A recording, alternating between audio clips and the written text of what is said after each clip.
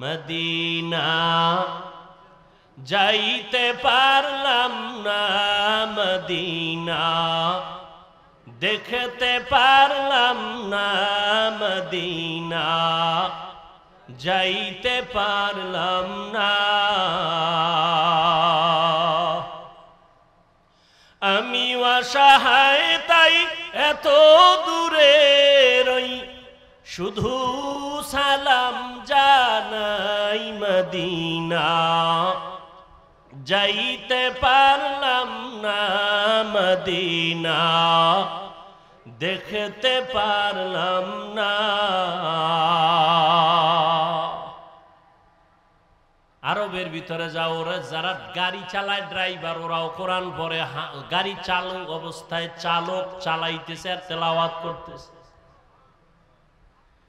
মিশরের জমিনে গিয়ে দেখো, ইউসুফ নবীর দেশ, মাঠে ময়দানে চাষাবাদের কাজ করে, জবানে সুন্দর তেলাওয়াত চলতেছে। আমার মাওলার কোরআন এত সুন্দর, এটা শুনতে যেমন মজা, দেখতেও তেমন মজা, পড়তেও তেমন মজা। কেন বাবা কোরআনটা বুকে লাগাও না? তুমি ইঞ্জিনিয়ার হও, ডাক্তার হও, কোনো বাধা নাই, হও, দোয়া করি, তবে আল্লাহর কোরআনটা সিনায় লাগাইও।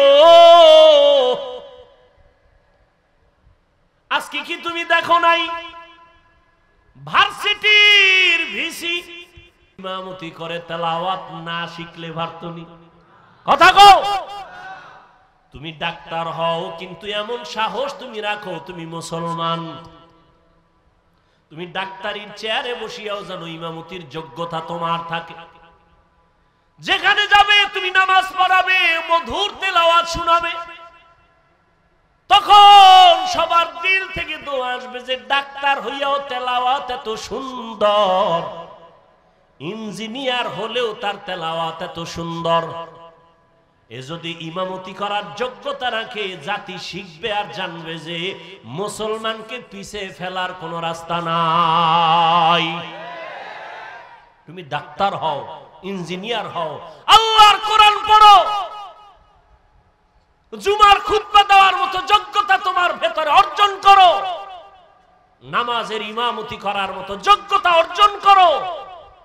ইমামতির যোগ্যতার সব থেকে বড় যোগ্যতা হলো বিশুদ্ধ কোরআনের তিলাওয়াত। আরবের ড্রাইভারেরা তেলাওয়াত করে, সাধারণ মানুষ কোরআন পড়ে। কোরআন শিখতে 20 দিন লাগে। কয়দিন? 20 দিন মানে 20 ঘন্টা। 20 দিনের 20 ঘন্টা লাগে। মাত্র দৈনিক 1 ঘন্টা টাইম দাও, 20 দিনে কোরআন শিখে ফেলবা ইনশাআল্লাহ।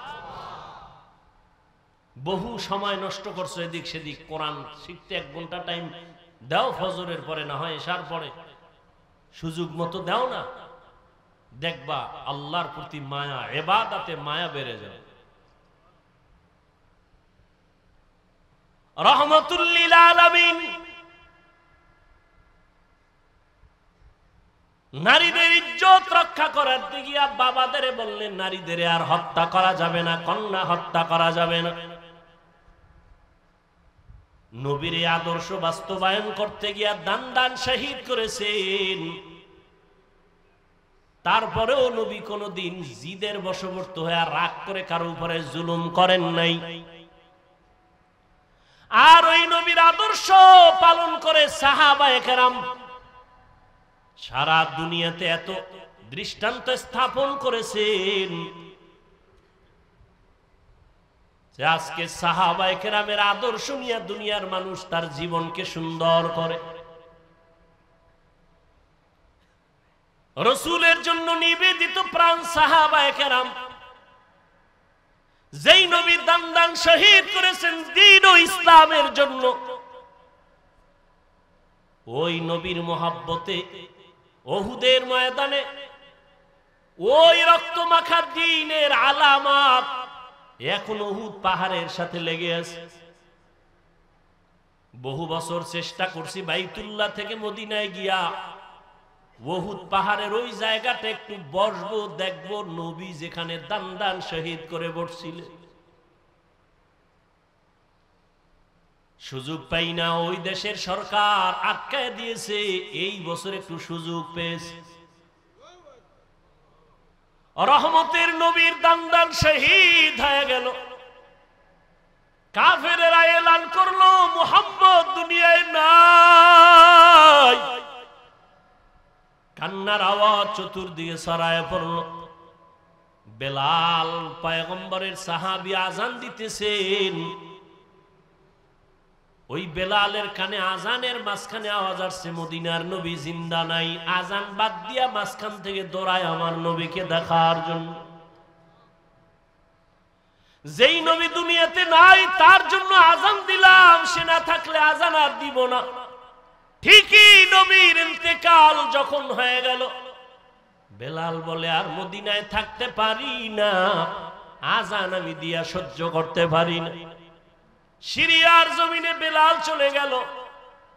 বেলালের কণ্ঠের আজান যদি না হয়, ফজরের অন্ধকার আলোকিত হয় না।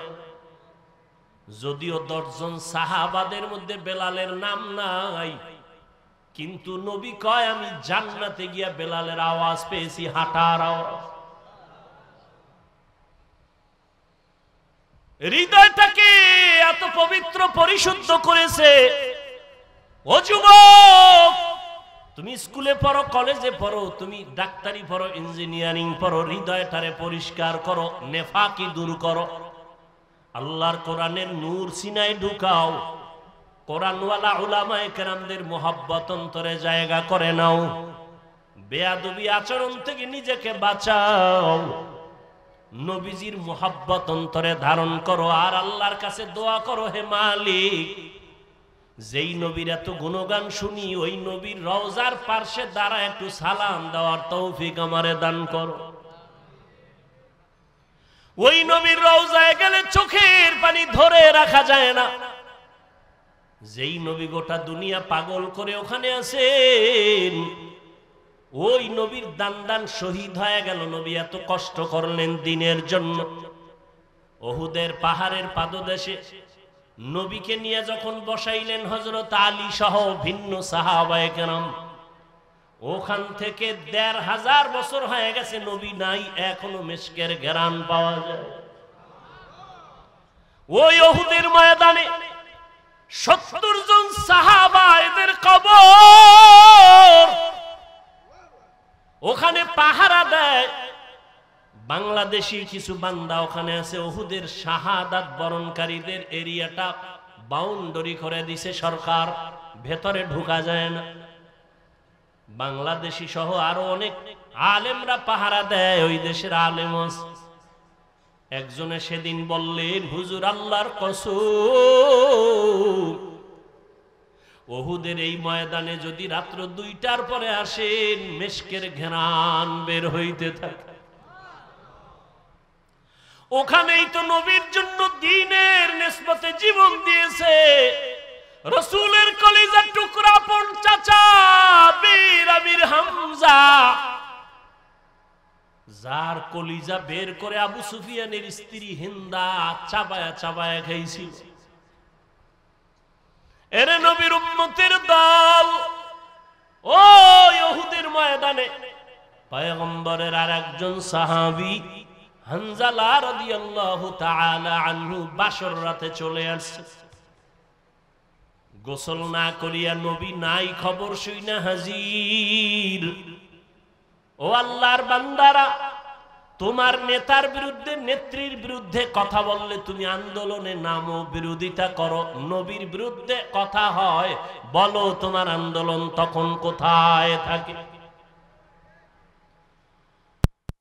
বিরুদ্ধে, কোরআনের বিরুদ্ধে কথা হবে, মুসলমান আন্দোলন করবে না, ঘরে বসে থাকবে, এটা কখনো হতে পারে না। নবী নাই খবর শুনিয়া সাহাবায়ে কেরাম ঘর থেকে দৌড়ায়, হানজালাও দৌড়ায়। ৭০ জন সাহাবা শহীদ হয়ে গেছেন। নবী বললেন, এদের তাড়াতাড়ি জানাজা পড়ে দাফন দাও, গোসলের দরকার নাই। যেই পোশাকে তারা মরেছে, শহীদ হয়েছে, এই পোশাকে হাসরের ময়দানে উঠবে। কিয়ামতের দিন এদের গায়ে রক্ত মাখা দেখবে। আল্লাহ ডাকবে, শহীদরা আসো, বিনা হিসাবে জান্নাতে যাও। হঠাৎ নবীর কানে একজন সাহাবিয়া মহিলা এসে বলেন, ইয়া রাসূলুল্লাহ, শাহাদাত বরণকারী সাহাবাদেরকে আপনি বিনা গোসলে জানাজা পড়ায় কবর দেন, একজন সাহাবী তারে আপনি বিনা গোসলে কবর দিবেন না। হানজালা ফরজ গোসল অবস্থায় চলে আসছেন, গোসল করে নাই, শুনছেন নবী নাই, অমনি দৌড়ায় চলে আসছে তরবারি নিয়ে। নবী বলেন, খবর দাও, খুঁজো হানজালার লাশ, গোসল দেওয়া লাগবে। জিব্রাইল আমিন এসে নবীকে বলেন, ইয়া রাসূলুল্লাহ, যেই সাহাবী দ্বীনের নিসবতে আপনার মোহাব্বতে ফরজ গোসল বাদ দিয়া চলে আসছে বাসর ঘরে বিবির মায়া ছাড়িয়া, ওই সাহাবীর গোসল আল্লাহ জান্নাতের পানি দিয়া ফেরেশতার মাধ্যমে করায় দিয়েছে। এরে যুবক, আল্লাহর গোলাম, ওই সাহাবাদের আদর্শ অন্তরে লালন করো, এখনো সময় আছে, তওবা করে নাও। বিজয়টা তোমার কেমন তুমি ভাবনি। ইমানদারের ভাবনা বেঈমানের ভাবনা কখনো এক না। একজনে আমার মুমিনের সালাম দিয়া কয়, কেমন আছেন? বলে, আমার ইমানের হালাত ভালো, তো আলহামদুলিল্লাহ আমি ভালো আছি। আমার ইমান আমলের হালাত খারাপ, তো আমি বলতে পারি না ভালো আছে, আমি বড় খারাপ আছি। আর তোমার চিন্তা চেতনা, তোমার বাড়ি আছে, গাড়ি আছে, টাকা পয়সা, ব্যবসা ভালো, তুমি ভালো আছো। নামাজ যে পড়লা না, এই বিষয়ে তোমার ভালো মন্দের কোনো বিচার হলো না।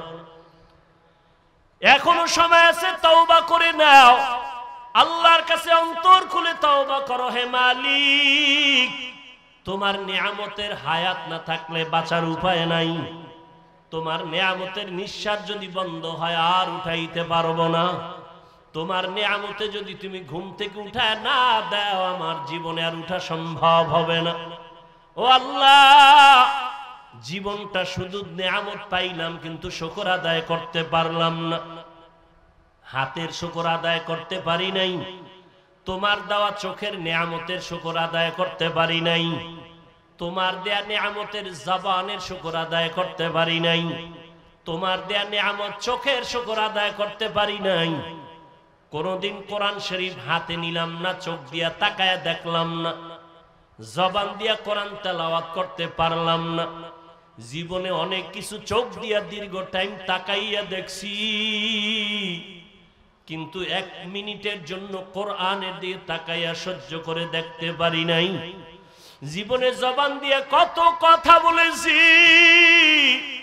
মোবাইলে সারাটা রাত, কিন্তু জবান দিয়ে 100 বার দরুদ শরীফের আমল করতে পারি নাই। জবান দিয়া কোরআন তেলাওয়াতের আমল করতে পারি নাই। এই হাতের দ্বারা কত লেখাই যে জীবনে লেখলাম, কিন্তু হাতের দ্বারা কোরআন ধরিয়া ধরিয়া লাইনে আঙ্গুল টেনে পড়তে পারি নাই।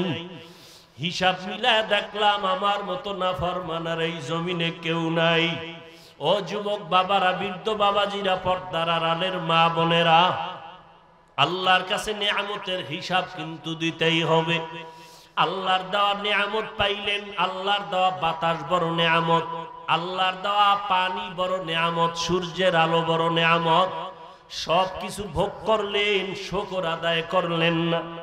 আল্লাহর নবী দোয়া শিখাইছেন, যখন ঘুম থেকে তুমি উঠবা আলহামদুলিল্লাহ বলে শুকর আদায় করবা। নামাজ আদায় করবা, সেজদায় গিয়া সুবহান রাব্বিয়াল আ'লা বলবা। আজকে ঘুম পাইয়া ঘুমাইলা, ফজরের আজান কানে আসলো, মসজিদে হাজির হতে পারলাম না। এখনো সময় আছে, তওবা করে নাও। কত আল্লাহর বান্দার খবর পাই, নিজেও নামাজে ফজরে যায় না, অনেক ভাড়াটিয়ারা যেতে চায়, গেটের চাবি দেয় না নামাজে যাওয়ার জন্য। ও হতভাগা কপাল পোড়া ঘরের মালিক, এখনো সময় আছে, পায়ে হাত রেখে বলি তওবা করে ফিরে আসো। তোমার ঘরের ভাড়াটিয়া এমন হওয়া চাই যে 5 বেলার নামাজে জামাতে যাবে।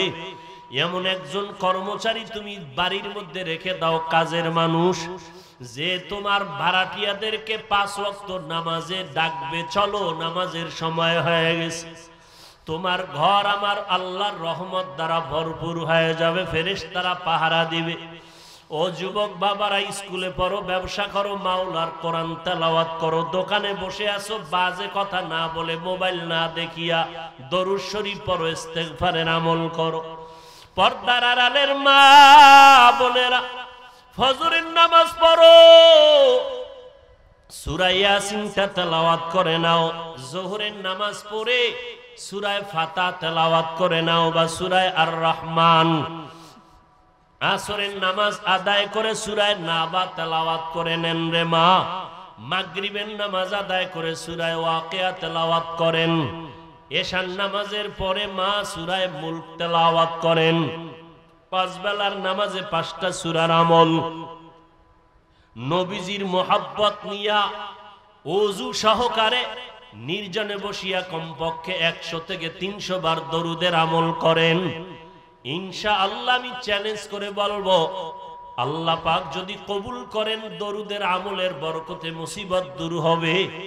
মদিনার রওজা বাইতুল্লাহ যেতে পারবেন, অন্তত ঘুমের ঘরে আমার নবীর সাথে মোলাকাত হয়ে যাবে। এখনো সময় আছে, তওবা করে আমার আল্লাহকে মনে মনে ডাকেন। আমার আল্লাহ তো আপনার অন্তরের দিকে তাকায় আছে রে গুনাহগারেরা, কখন তুই একবার আল্লাহ বলিয়া ডাক দিবি, কখন তুই গুনার কথা স্মরণ করে 2 ফোঁটা চোখের পানি ছেড়ে কাঁদবি।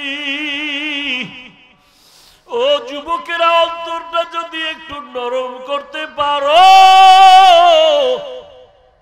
তোমার আমার মতো কত যুবকের জীবন চলে গেল। পানির নিচে যুবকের লাশ, গাড়ির নিচে যুবকের লাশ, এই আন্দোলনে কত যুবকের লাশ চলে গেল। ও আল্লাহর বান্দার, আগুনে পুড়িয়া কত লাশ চলে গেল, পানি বন্যায় কত মানুষ চলে গেল। তুমি আমি রাতের বেলা ঘুমাইব, রাতের বেলা ঘুমের পরে সকালে উঠার কোনো গ্যারান্টি নাই। ঘর থেকে বের হয়ে যে রাস্তায় যাও, ঘরে আসার কোনো গ্যারান্টি নাই। ও আল্লাহর বান্দারা, এখনো সময় আছে, 2 ফোঁটা চোখের পানি ছেড়ে গুনার কথা স্মরণ করে তওবা করো। মনে মনে আল্লাহকে বলো, আল্লাহ তোমার কোরআনটা বুকে লাগায় জবানে তেলাওয়াতের তৌফিক দাও। স্কুলে পড়ো, কলেজে পড়ো, চাকরি করো, বাধা নাই, কোরআন তেলাওয়াত বন্ধ করবা না। মনে মনে আল্লাহকে বলো, আল্লাহ আমি স্কুলে পড়ার কারণে কোরআন থেকে অনেক দূরে সরে গেছি, আজকে থেকে আমি চেষ্টা করব তোমার কোরআনটা শিখার জন্য, তেলাওয়াতের জন্য। ও আল্লাহ, আমি স্কুলে পড়িয়াও নামাজ আর ছাড়ব না। আয় আল্লাহ, জবানকে হেফাজত করব। তোমার মতো কত যুবক স্কুল কলেজে পড়িয়াও নামাজ ছাড়ে না, তেলাওয়াত করে, নামাজ পড়ায়, তুমি কেন পারবা না রে বাবা? তোমার মতো কত যুবক জেনারেল লাইনে থাকিয়াও ব্যবসা চাকরি করিয়া নামাজ ছাড়ে না, দাড়ি কাটে না, তুমি কেন পারবা না? আল্লাহর কাছে তওবা করো, চোখের পানি ছাড়ো। চোখে যদি পানি না আসে, নবী বলেন কান্নার বাহানা করো, তাতেও বড় সওয়াব। কারণ দুনিয়াতে ঘরে আগুন লাগলে পানি ছাড়া যেমন ঠান্ডা করা যায় না, গুনার কারণে যদি জাহান্নামের আগুন জ্বলিয়া উঠে, চোখের পানি ছাড়া ঠান্ডা করা যাবে না। চোখের পানির বড় দাম। রহমতের নবী নামাজে সিজদায় পড়ে কান্নার আওয়াজ, হাসরের ময়দানের ভয়ে নবী কান্নার আওয়াজ। আম্মা জান আয়েশা বলেন, নবী আপনি কাঁদেন কেন? নবী বলেন, কিয়ামতের দিন সূর্যের গরম আমার উম্মতেরা কেমনে সহ্য করবে? আমার উম্মতেরা গুনার কারণে জাহান্নামের আগুনে কেমনে জ্বলবে? ও যুবক, আমার মাওলার কোরআন মিথ্যা মনে করিও না। ওই কোরআনে গুনাহগারের জন্য জাহান্নাম আল্লাহ স্পষ্ট বলেছেন। বাবা, তুমি কোরআনটাকে যদি সত্য মনে করো, গুনাহগারের জন্য জাহান্নামে কথাটাও বিশ্বাস করিও। তুমি যদি গুনাহগার হইয়া তওবা না করিয়া কবরে যাও, তোমার কবর জাহান্নামের টুকরা হয়ে যাবে। কিয়ামতের ময়দানে তোমার হাতে জাহান্নামের হ্যান্ডকাপ লেগে যাবে। ওই আগুনের ভয় অন্তরে জমা করিয়া 2 ফোঁটা চোখের পানি ছাড়ো। যদি কান্না না আসে, বাহানা করো। আর তোমার ডানে বামে যদি কোনো কান্নাওয়ালা ভাই পাও, একটু দোয়া নাও। কান্নাওয়ালা যদি দোয়া করে তোমার কপাল খুলিয়া যাবে। আর দুনিয়াতে তোমার বড় দোয়ার ফ্যাক্টরি তোমার মা তোমার বাবা।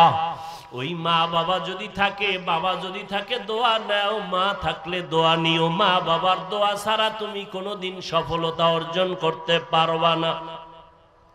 ওই মায়ের কাছে গিয়া বলি, ওরে মা একটু দোয়া করিয়া দাও।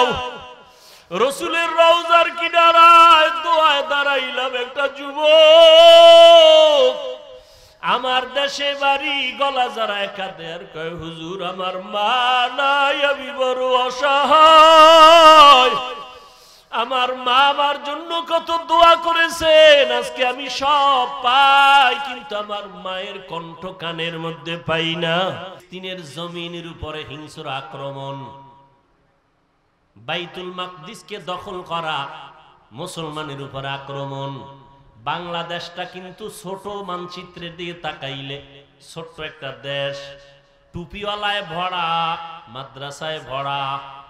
ভারতের জমিনে হাজার হাজার হাজার মাদ্রাসা, লক্ষ লক্ষ আলিম। 800 বছর পর্যন্ত স্পেন জমিন শাসন করেছে মুসলমান। কয়শো বছর?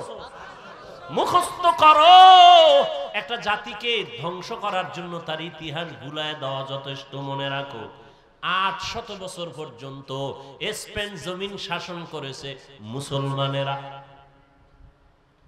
কোরআন শরীফের উল্লেখযোগ্য তাফসীর হলো কুরতুবী।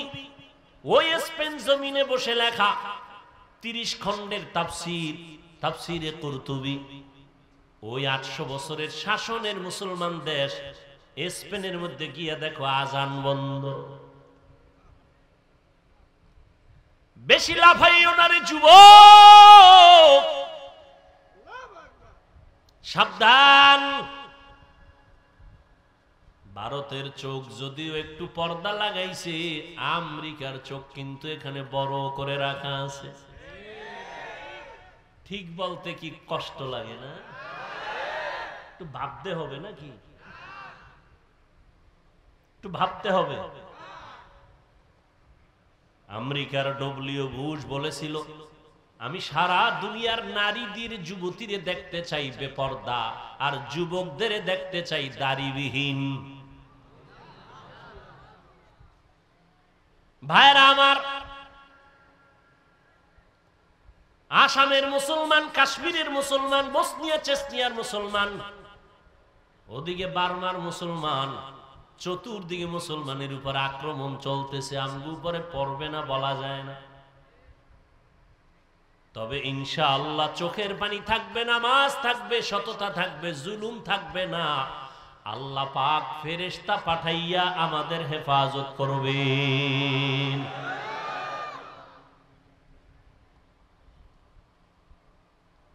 মক্কায় গেলাম, অনেক ছেলেরা আসলো, হোটেলে কাজ করে, এখানে কাজ করে, দেখা করার জন্য। আর শেষ সময় বলল, হুজুর জানেন না, এমনি তো রাষ্ট্রীয়ভাবে কাগজপত্রের কষ্টে আছে বিভিন্নভাবে। এরপর একটা দুঃখের কথা বলল। আমি বললাম, তোমরা এখানে এত সুন্দর জায়গা, আমরা টাকা খরচ করে আসতে পারি না, কত চোখের পানি, কত দোয়া। এরপরে আল্লাহ একটু নিয়ে আসেন। তোমরা তো এখানে থাকো, জামাতে 5 বেলার নামাজ হেরেমে পড়ো, রসুলের রওজায় যাও। ওরা চোখের পানি ছেড়ে কাঁদলো আর বলল যে এই ছেলেরা, কিছু কিছু মানুষ আছে ওখানে, টাকা যা পায় টুকটাক দিয়ে জুয়া খেলে। নিঃস্ব হয়ে গেছে অনেকে জুয়া খেলে। তো চিন্তা করলাম, আবু জাহিল এখনো মরে নাই। মক্কা মদিনার কাছে আইসাও নামাজ নাই, দাড়ি নাই, টুপি নাই। যদি এমন হয় জুয়া খেলে, আর এই টাকা মা বাবারে দিলে কি হবে? আমি তো দোয়া করি, আল্লাহ আমার প্রবাসে যারা আছে, শুধু সৌদি আরব নয়, সারা পৃথিবীর আনাচে কানাচে আমার প্রবাসে যারা জীবন যাপন করেন, আল্লাহ তাদের কামাই রুজিতে, হায়াতে, ইজ্জতে বরকত দান করেন, সমস্ত মুসিবত থেকে হেফাজত করেন। জানি না আরবের ভেতরে কারা এই অভিযোগে অভিযুক্ত? হালাল টাকা কামাই করে রাসূলের দেশে বসে যারা জুয়া খেলে, জানি না কারা, আল্লাহ জানেন, তাদেরকে হেদায়েত দান করুন।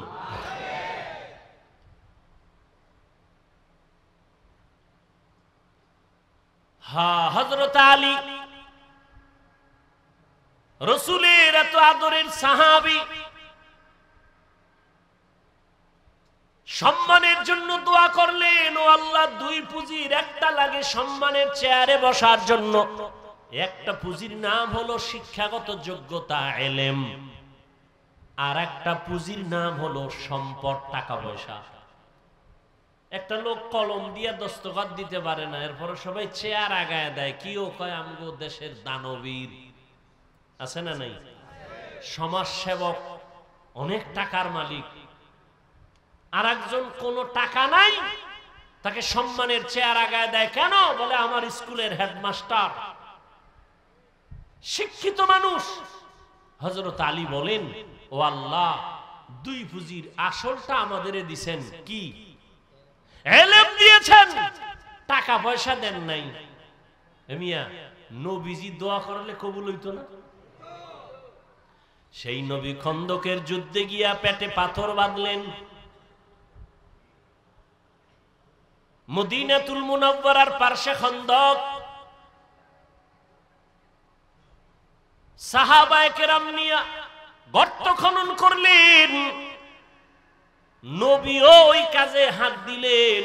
সাহাবায়ে কেরাম কেউ কষ্ট সহ্য করতে না পেরে ছুটি চাইলেন, মিথ্যা অভিযোগ দিয়ে বললেন বাড়িতে অসুস্থ রোগী আছে, বাড়ি যাব, বাড়ি পাহারা দেওয়ার কেউ নাই, যাব। জিবরাইল এসে বলে, নবীদের অন্তরে নিয়ত খারাপ, কষ্ট, এই জন্য মিথ্যা কথা বলে যেতে চায়, এদের অন্তরে নেফাকি। আল্লাহ আয়াত নাজিল করে দিলেন, সাহাবায়ে কেরামদের কেউ পেটে পাথর বেঁধে নবীর সামনে আসছেন, ইয়া রাসূলুল্লাহ, না কে কষ্ট করে পেটে পাথর বাঁধছি, একটা ক্ষুধা সহ্য করতে পারি। মনে মনে ভাবছে নবী মনে হয় আরামে আছে। সবার কথা শুই না নবী কয়, সাহাবায়ে কেরাম, আপনারা পেটে পাথর বাঁধছেন একটা, আমি মুহাম্মদ রহমতের নবী, আমার জামাটা উঠাইয়া আমি দেখাই, দেখেন। রহমতের নবী আমার জামাটা উঠাইয়া দেখাইলেন, সাহাবায়ে কেরাম দেখে আমাদের পেটে পাথর একটা, রহমতের নবীর পেটে পাথর দুইটা। ক্ষুধার কষ্ট, নবী যদি দোয়া করতেন উহুদ পাহাড় স্বর্ণ হয়ে যাও, না, কষ্টের মধ্যে শান্তি। ভোগ বিলাসের মধ্যে কি নাই? দেখছেননি শান্তি, এখন টের পাননি কি পরিমাণ শান্তি। আল্লাহ, আহ,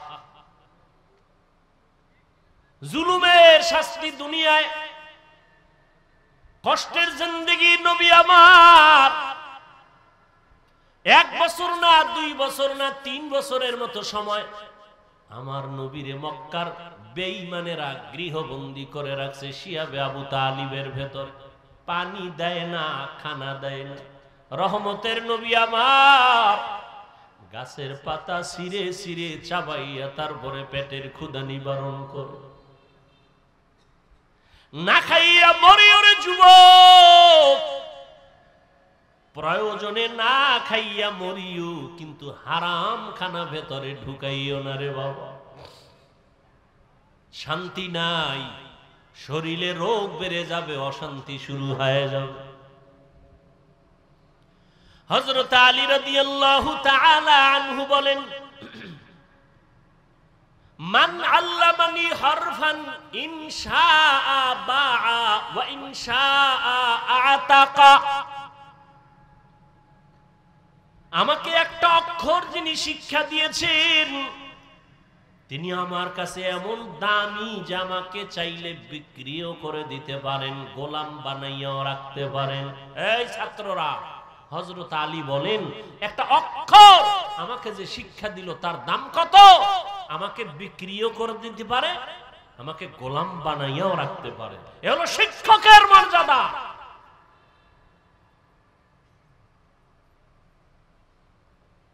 কিন্তু আমরা অনেক সময় দেখতে পাই কিছু বেয়াদবি আচরণ, আর এর পরিণাম ফলে দুনিয়াতেই সে ধ্বংস হয়ে যায়। ও ছাত্র ভাইরা, আল্লাহর মোহাব্বত নিয়ে বলছি, কারো পারলে উপকার করবেন, না হয় চুপ থাকবেন, বেয়াদবি যেন না হয়, ক্ষতি যেন না হয়।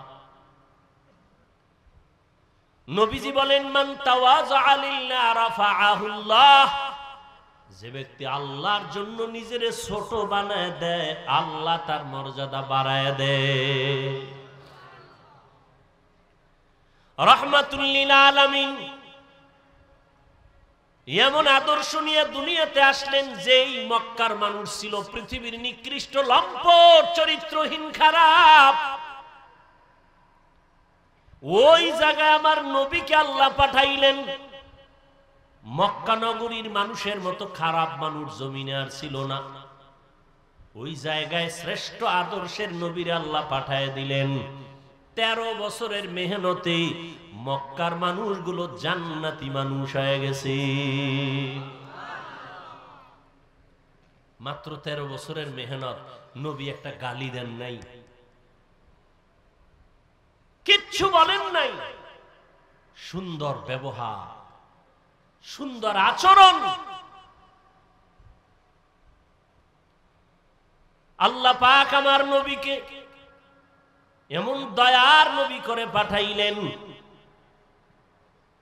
নবী আইসা দেখে মক্কার মানুষ এতটা খারাপ, কন্যা সন্তানদের এরা পছন্দ করে না, নারীদের সমাজের বোঝা মনে করে, বিধবা নারী পছন্দ করে না। বাবা ছেলে হইলে খুশি হয়, মেয়ে হইলে মুখ কালা করে বেজার হয়। এমন কি মেয়েকে জ্যান্ত দাফন করে, হত্যা করে বাবা। ওই সময়ে রাসূল আসছেন, কন্যাদেরকে পছন্দ করে না। এই বাপ কি মনে করেন ভালো না জালেম? সেই রাসূলের যুগের 2-1টা জালেম এখনো আছে না নাই? ছেলে হলে খুব খুশি, মেয়ে হলে কষ্ট পায়। স্ত্রীর সাথে রাগ করে কথা বলে না, মেয়ে হলো কেন?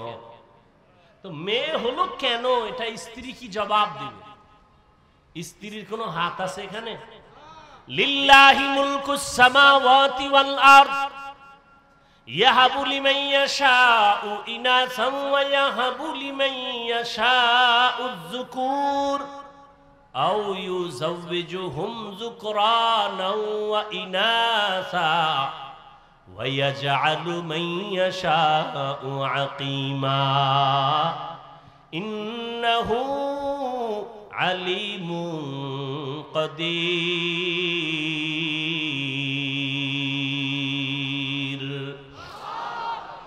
আসমান জমিনের মালিকানা কার? আল্লাহ বলেন, আমার ক্ষমতা সব। আমি চাইলে কাউকে ছেলে দেই, কাউকে মেয়ে দেই, কাউকে দোনোটা দেই, কাউকে কোনোটাই দেই না। ক্ষমতা কার? না, আপনি স্লোগান দিছেন ছেলে হোক মেয়ে হোক দুটোর বেশি নয়, একটা হলে ভালো হয়, না হইলে আরো ভালো। স্লোগান দিছে ছেলে হোক মেয়ে হোক দুটোর, কথা বল না কেন? দুটোর একটা হলে ভালো হয়, এই স্লোগান আছে না নাই? এই স্লোগান যেদিন থেকে শুরু, আমার মাওলার কুদরত সেদিন থেকে শুরু। সেদিন থেকে একসাথে 2টা, একসাথে 3টা, একসাথে 4 সন্তান। মা মরছে কয় না, মা এখনো তাজা। একসাথে 4 সন্তান আছে না নাই? সন্তানও সুস্থ, মাও। ছেলে হোক মেয়ে হোক দুটোর বেশি নয়, একটা হলে ভালো হয়, না হইলে আরো ভালো। এটা বাইতুল মুকাররমের খতিবের স্লোগান, মক্কা মদিনার ইমামের স্লোগান, এটা আমেরিকার স্লোগান, পশ্চিমা বেঈমানের স্লোগান, ইহুদি খ্রিস্টানদের স্লোগান। এই স্লোগান দিয়ে এরপরে আবার ট্যাবলেটও দিয়ে দিস, খাও, নিয়ন্ত্রণ করো। কি নিয়ন্ত্রণ? কয় জন্ম নিয়ন্ত্রণ। নিয়ন্ত্রণের ক্ষমতা কার হাতে? আল্লাহ পাক বলে, দেখ সেই 20 বছর আগের নিয়ন্ত্রণের ট্যাবলেট খাওয়ার পরে আমগো সোনার বাংলায় জনসংখ্যা কি পরিমাণ কমলো, মাইনাস না প্লাস? তো ট্যাবলেট কই, স্লোগান কই? আমরা হুজুরেরা বাড়াইছি না, এখানে ময়দানে সব হুজুর নি, এই যুবককে বাড়াইছে। এক কথায় আল্লাহর সাথে পাল্লা দিয়া কেউ আগাই নমরুদ দিয়া পারছেনি? আল্লাহরে মাইরে ফেলাইলে কেসা খতম।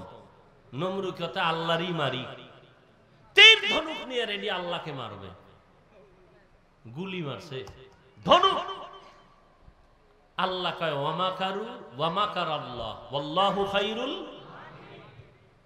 তীরের আগায় রক্ত লাগে গেছে, নিচে আইয়ে কয় দেখছো নি আল্লাহরে মাইরা ঠাক জায়গায় শেষ করে দিছে, এই যে রক্ত।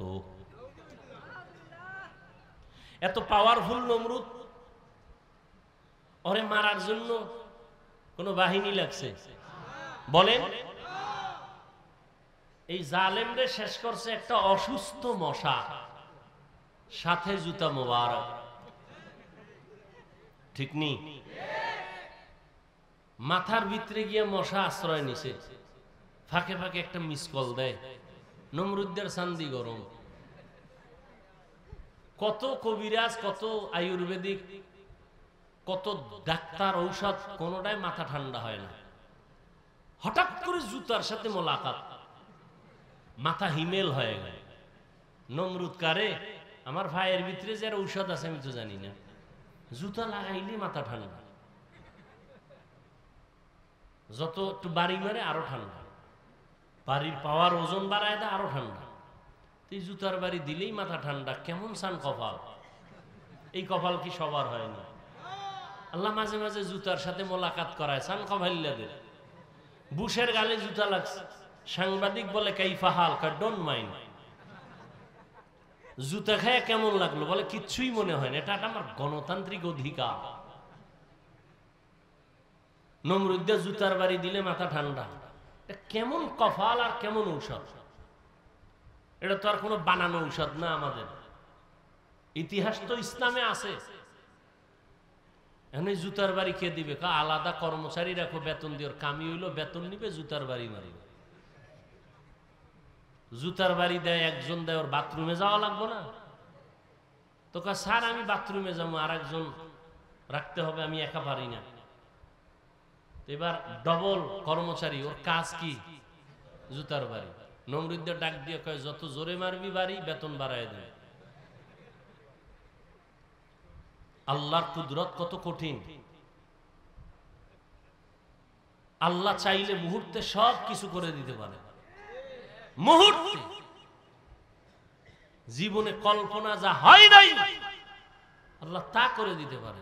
আমরা এখন আনন্দে নাচতেছি, কি নাচতেছি না? আমরা যদি আবার সীমা লঙ্ঘন করি, তা আমাদের কল্পনায় নাই আল্লাহ এমন কিছু করে দিতে পারেন না? পারেন না? যেমন এই বাইতুল মাকদিস, ফিলিস্তিনের ইতিহাস আমি ছাত্রদের ক্লাস করাই। 100 বছর পর্যন্ত বনি ইসরাইল এত চালাক, মুসা নবী, ঈসা নবীর উম্মত, একদল ইহুদি আর একদল খ্রিস্টান। আল্লাহ এদের দিলেন নিয়ামত, নবীদের দেশ বাইতুল মুকাদ্দাস। এরা জুলুম শুরু করলো, নবীর গায়ে হাত তুললো। যেই জাতি নবীর গায়ে হাত তুলে, যেই উম্মত আলেমদের বিরুদ্ধে যায়, ওদের অভিশপ্ত জীবন নেমে আসে মুহূর্তের মধ্যে। যে যুগে নবী নাই, ওই যুগে উম্মতের পথ প্রদর্শক উলামায়ে কেরাম, সেই আলেমদের উপরে যখন কারো হস্তক্ষেপ হবে, তখন এটা আসমান থেকে ফয়সালা নেমে আসবে। আল্লাহ দেখেন না? দেখেন না? আপনাকে চৌক আছে দেখার মতো? আছে। থাকলে কোনোদিন আলেমদের বিরুদ্ধে লিখবেন না, বলবেন না। কোন আলেমকে কখনো বয়ান দিতে যাবেন না। খবরদার, এইভাবে করেন, ওইভাবে চলেন, আলেমকে এই চালাকি করে বয়ান দিতে যাবেন না। আপনি পথ প্রদর্শক নয়, উলামায়ে কেরাম পথ প্রদর্শক, ওয়ারাসাতুল আম্বিয়া। তারা নিয়ামত পাইয়া এত খুশি, এরা জুলুম করা শুরু করছে। এইবার আল্লাহ আর এক জালেমেরে ওদের মাথায় চাপায় দিছে, এবার মজা বুঝ। এজন্য আমি বলবো, যাই করেন না কিছু, জুলুম যেন আপনার থেকে আমার থেকে প্রকাশ না পায়, সাবধান। যেই সমাজে জুলুম হয় ওই সমাজে আর শান্তি থাকে না, আর বিচারের ফয়সালা আসমান থেকে চলে আসে। নমরুদের ফয়সালা হয়ে গেল। রহমতের নবী এমন এক টাইমে আসছেন, কন্যাদেরকে হত্যা করে নবী এসে নারীদের জন্য রহমতের চাদর বিছাইয়ে দিলেন আর বললেন, আমি শুধুমাত্র মক্কা আর মদিনার নবী না, আমি দো জাহানের সরদার, সমস্ত জগতের জন্য আমি নবী। আমার একটা ছেলে নাই, আমি 4 কন্যার বাবা। কয় কন্যার বাবা? নবীর ছেলে আছে, ছোটবেলা আল্লাহ দিছিলেন, নিয়ে গেছেন। এবার চিন্তা করেন, আপনার ছেলে একটা আছে, আপনি তো মনে করেন আপনার শক্তি বেড়ে গেছে। নবীর একটা ছেলেও নাই, নাই তো নাই। এর মধ্যে আবার কাটা গায়ে লবণ দিচ্ছে। মক্কার কিছু কাফেরেরা কয় মুহাম্মদের বংশ শেষ, ও মরে যাবে, বংশ শেষ হয়ে যাবে, ওর বংশ রক্ষার কোনো ছেলে নাই। নবীর দুঃখ লাগছে। আল্লাহ কয়, নবী আমি আপনার ডাইরেক্ট ছেলে না দিলেও এমন ব্যবস্থা দিছি, কিয়ামত পর্যন্ত আপনার প্রশংসা থাকবে সবার মুখে। ইন্না আতাইনা কাল কাউসার, আমি আপনাকে কাউসার দিলাম। কাউসারের এক অর্থ হলো রুহানি সন্তান। যদিও নবী ঔরাত জাত সন্তান নাই, কিন্তু গোটা দুনিয়াতে ১৫০০ বছর পরেও রুহানি সন্তানের অভাব নাই দুনিয়াতে। আজও রাসূলের বিরুদ্ধে কথা বলে কেউ নিস্তার পায় না। রুহানি সন্তানেরা মাথা উঁচু করে আন্দোলনে নেমে পড়ে। রাসূলের দুশমনরা কেউ মাথা উঁচু করে দাঁড়াতে পারে না, কোরআনের বিরুদ্ধে কথা বলে দাঁড়াতে পারে না, ইসলামের বিরুদ্ধে কথা বলে দাঁড়াতে পারে না, কিয়ামত পর্যন্ত পারবে না ইনশাআল্লাহ। এমন রহমতের নবী বলেন, আমি 4 কন্যার বাবা। আর কন্যার বাবাদেরকে বলে দিলেন, এই কন্যার বাবারা, একটা কন্যা পেয়েছো তো একটা জান্নাতের মালিক হয়ে গেছো। সুবহানাল্লাহ। না, 2টা কন্যা পেয়েছো, 2টা জান্নাতের মালিক হয়ে গেছো। তার মানে যারা কন্যা পাইছো তোমার ঘর রহমতে ভরপুর হয়ে গেছে। তাসলিমা কয়, নারীদের উপরে আল্লাহ জুলুম করছে, আল্লাহ বড় জালেম। দেখেন কি পরিমাণ অপরাধের কারণে দেশেও আর থাকার কোনো সুযোগ হয় না। ভাইরা আমার, আল্লাহ পাক নবীর মাধ্যমে মক্কা নগরীটাকে এত সুন্দরভাবে সাজায় দিলেন। ওই আদর্শ আজকে যারা পালন করে ১৫০০ বছর পরে আজও তারা শান্তিতে আছে, সম্মানে আছে। নবী বলেন, আমি 4 কন্যার বাবা। ও কন্যার বাবারা, একটা কন্যা যদি পাও একটা জান্নাতের মালিক হয়ে যাবে। কন্যাদের অধিকার আল্লাহ বাড়ায় দিলেন নবীর মাধ্যমে। রহমতের নবীর 25 বছর বয়স। রহমতের নবী হিসাবে কত পাওয়ার। আবার আল্লাহ তাকে আলাদা স্পেশাল পাওয়ার দিলেন, নবীকে আলাদা। 25 বছরের কালে নবীর কত পাওয়ার যৌবনের। এই যুবকেরা, নাস্তিকদের জানায় দাও, 25 বছরের যুবক আমার নবী, তার শক্তি কত, যৌবনের পাওয়ার কত। যুবকেরা টের পাওনি? কি টের পাবো? মোবাইলে সব শেষ, সবগুলো হারবালের রোগী হয়ে গেছে সবগুলো। 25 বছরের যুবক, ফুটন্ত গোলাপের মতো চেহারা, আর চেহারা সব কার্টুন হয়ে গেছে, কার্টুন। সারাদিন কার্টুন দেখতে দেখতে আর মোবাইলে সারা রাত সজাগ থেকে উল্টা পাল্টা রাস্তায় ঘুরতে ঘুরতে শরীর শেষ, যৌবন শেষ, জীবন শেষ, চেহারার মধ্যে কোনো নূর নাই। কে বলবে এই কথা? কে বলবে এই কথা? আর ওদিকে ওপেন চ্যালেঞ্জ দিয়ে রাখছে বাসের সাইনবোর্ডে লাগায়। ওটি এমন বেহায়া, নির্লজ্জ, মানুষের লজ্জা শরম থাকবে না। রাসূল বলেন লা ঈমানা লিমান লা হায়া আলা, যাদের লজ্জা নেই ওদের ঈমান নাই। যুবকরা এগুলো করতেছে, ওদিকে হারবালওয়ালারা সাইনবোর্ড পোস্টার, মেয়েরা ঘুরে ঘুরে ঘুরে ঘুরে হ্যান্ডবিল বিলি করতেছে, লিফলেট বিলি করতেছে, ওপেন চ্যালেঞ্জ, এই সমস্ত বাজে কথা বলে। লজ্জা শরম কই গেল? মোবাইল তো আমরাও চালাই, আর এটা এমন একটা যন্ত্র, এটা ছাড়া চলার উপায় নাই। কিন্তু ভালো দিকটাকে আমরা গ্রহণ করি, খারাপ থেকে দূরে থাকি। এমনিই তো একটা টাচ মোবাইলের দিকে তাকায় থাকলে চেহারার কি ক্ষতি হয়, শরীরের কি ক্ষতি হয়। গুগলে ঢুকো, জীবনভর তো আকামি করলা, আজকে একটু কিছু তথ্য নাও, তুমি তো ওখান থেকে শিক্ষার বহু কিছু আছে। তুমি যদি চাও মোবাইল থেকে অনেক কিছু শিখতে পারো। বড় বড় বিধর্মীরা মুসলমান হয় কেন? ওরা গবেষণা করতে করতে দেখে আল্লাহর খোঁজ পেয়ে যায়, যেন একজন সৃষ্টিকর্তা আছেই।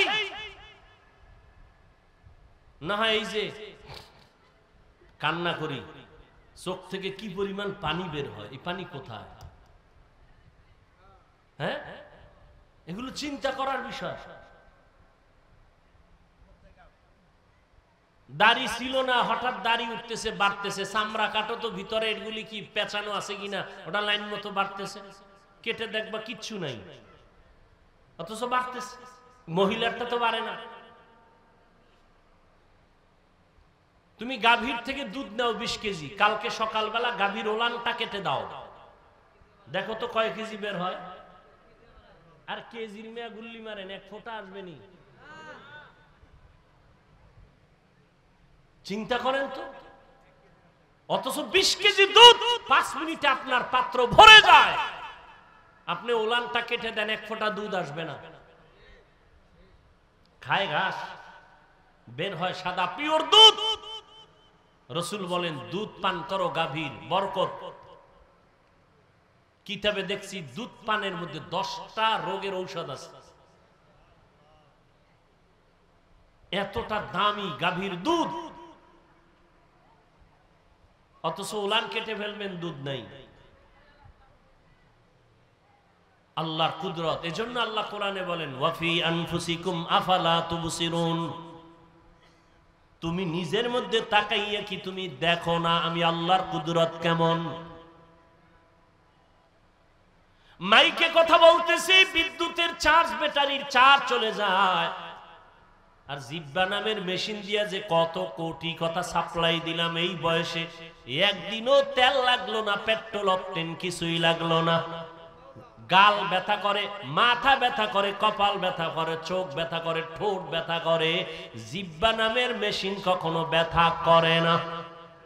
করেনি? বড় কঠিন। প্রধানমন্ত্রী বক্তব্য দিবেন, টিম গঠন করে লিখে দাও কি বক্তব্য দিব জাতির সামনে, 5 মিনিটের বক্তব্য লিখে দাও। যদি ভুল ভাল বলে ফেলি তো মানুষ আমার উল্টা হয়ে যাবে।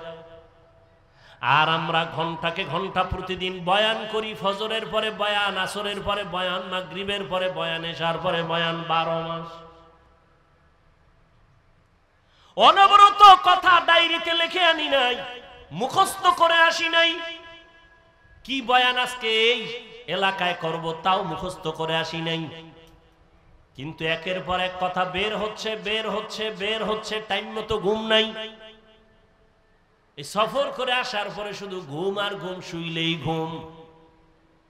এরপরে যে বয়ান করতেছি, একটা কথা যদি উল্টা পাল্টা বের হইয়াই যায়, বন্ধু আমার দুশ্মনে পরিণত। কেউ আমারে সাজাইয়াও দেয় নাই। এইভাবে আগামীকাল বয়ান, প্রত্যেক দিন বয়ান, 12 মাস। ঘুম টাইম মতো হয় না। তোমরা যখন ঘুমাও তখন আমরা গাড়িতে, রাস্তায় থাকি। এরপরেও দুই একটা কথা একটু স্লিপ হয়ে যায়, আর সেই সমস্ত দুই একটা কথা নিয়ে যদি কোনো উম্মত আমাদের বিরুদ্ধে লেখালেখি করে, ওর মতো আলেমের দুশ্মন কুলাঙ্গার জমিনে আর দ্বিতীয় কেউ হতে পারে না। ঘন্টাকে ঘন্টা কথা বলতেছি, লেখা নিয়ে আসছি, কি মনে হয় মুখস্থ করে আসছি যে আজকে এত এই কয়টা কথা বলবো? এ কুদরত কা, এর মধ্যে দুই একটা ভুল অনিচ্ছায় হতে পারে।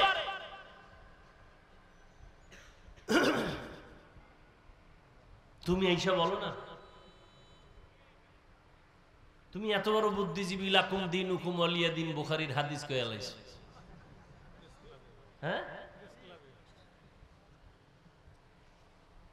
ঈদের নামাজের জানাজা বানায় লাইছো, আছে না নাই? হ্যাঁ, আল্লাহ আমাদের হেদায়েত দান করুন। কষ্ট হইতেছে, আর একটু সামনে আগাবো? ঘুমাবা নয় তো গরমে মোবাইলই চালাবা, আর কি করবো? হায় হায় হায় হায়। ওয়ামা আরসালনাকা ইল্লা রাহমাতাল লিল আলামিন।